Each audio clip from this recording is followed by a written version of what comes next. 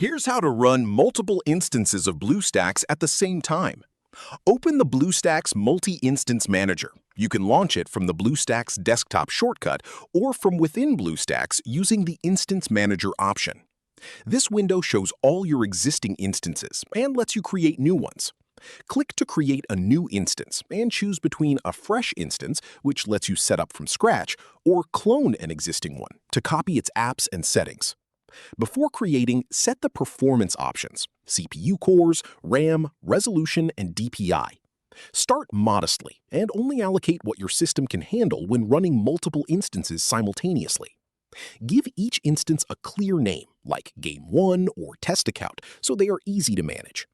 Select which instances to start and launch them one at a time to avoid performance spikes. Each instance is a completely separate emulator with its own apps and accounts. If this helped you out, hit that subscribe button for more straight-to-the-point tutorials on step-by-click.